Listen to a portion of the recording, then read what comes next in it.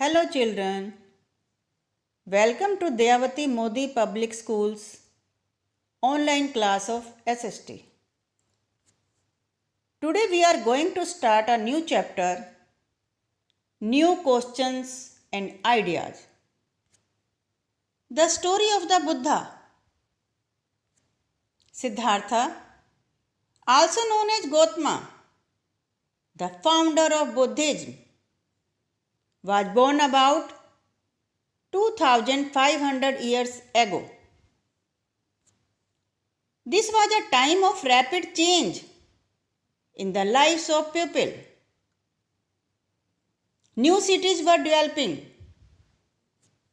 and life was changing in the villages as well. The Buddha belonged to a small Gana known as the Sakya Gana. When he was a young man, he left the comforts of his home in search of knowledge. He wandered for several years, meeting and holding discussions with other thinkers. He finally decided to find his own path and he meditated for days on end under a peepal tree at Bodh Gaya in Bihar, where he attained enlightenment. After that, he was known as the Buddha or the Wise One. He then went to the Sarnath near Varanasi, where he taught for the first time. He spent the rest of his life traveling on foot, going from place to place, teaching people, till he passed away at Kushinara. Buddha taught that life is full of suffering and unhappiness. He asked not to get upset with people and situations because both are powerless without your reaction. He also taught people not to compare your life to others. There's no comparison between the sun and the moon. They shine when it's their time. He also taught that life is beautiful. One day, 1 hour, and 1 minute will never come again in your entire life. So avoid fights, angriness, and speak lovely to every person. The Buddha taught in the language of the ordinary people, Prakrit, so that everybody could understand his message, Upanishads. Around the time that the Buddha was preaching, and perhaps a little earlier, other thinkers also tried to find answers to difficult questions. Some of them wanted to know about life after death. Others wanted to know why sacrifices should be performed. Many of these thinkers felt that there was something permanent in the universe that would last even after death. They described this as the Atman or the individual soul and the Brahman or the universal soul. They believed that ultimately both the Atman and the Brahman were one. Many of their ideas were recorded in the Upanishads. These were part of the later Vedic texts, and the texts contain conversations between teachers and students Often, ideas were presented through simple dialogues. Most thinkers were men. Occasionally, there is mention of women thinkers, such as Gargi, who was famous for her learning and participated in debates held in royal courts.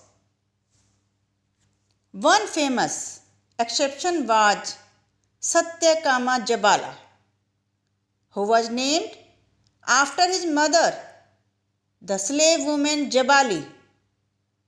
He had a deep desire to learn about reality, and he was accepted as a student by a Brahman teacher named Gotama and became one of the best known thinkers of the time. Many of the ideas of the Upanishads were later developed by the famous thinker Shankaracharya. Jainism. Lord Mahavir also spread his message around this time, that is 2500 years ago. He was a Kshatriya prince of the Lichavis, a group that was part of the Vaji Sangha. At the age of 30, he left home and went to live in a forest. For 12 years, he led a hard and lonely life. उनका कहना था, आत्मा अकेले आती है, अकेले चली जाती है. ना कोई उसका साथ देता है, ना कोई उसका मित्र बनता है. और जो भी इस सच को जानना चाहता है, उसे अपना घर छोड़ देना चाहिए. He said, "It is better to win over self than to win over a million enemies."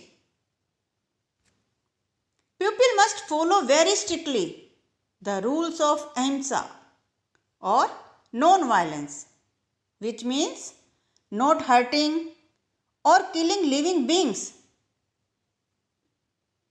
Ordinary people could understand the teachings of Mahavira and his followers because they used Prakrit. There were several forms of Prakrit used in different parts of the country and named after the regions in which they were used. Followers of Mahavira, who were known as Jaina, had to lead very simple lives, begging for food, and men had to give up everything, including their clothes. It was very difficult for most men and women to follow these strict rules. Nevertheless, thousands left their homes to learn and teach this new way of life. Jainism was supported mainly by traders. Farmers who had to kill insects to protect their crops found it more difficult to follow the rules. The teachings of Mahavira and his followers were written down in the form in which they are presently available at a place called Vallabhi in Gujarat. The Sangha. Both the Mahavira and the Buddha felt that only those who left their homes could gain true knowledge. They arranged for them to stay together in the Sangha, an association of those who left their homes. The rules made for the Buddhist Sangha were written down in a book called the Vinaya Pitaka. From this, we know that there were separate branches for men and women. However, Children had to take the permission of their parents, and slaves that of their masters. Men and women who joined the Sangha led simple lives. They went to cities and villages to beg for food during fixed hours. That is why they were known as bhikshuks. Monasteries. Both Jaina and Buddhist monks went from place to place throughout the year, teaching people. The only time they stayed in one place was during the rainy season, when it was very difficult to travel. Then their supporters built temporary shelters for them in gardens, or they lived in natural caves in hilly areas. As time went on, many supporters of the monks and nuns and they themselves felt the need for more permanent shelters, and so monasteries were built. These were known as viharas. Very often, the land on which the vihara was built was donated by a rich merchant or a landowner or the king. The local people came with gifts of food, clothing, and medicines for the monks and nuns. In return, they taught the people. Thank you, children.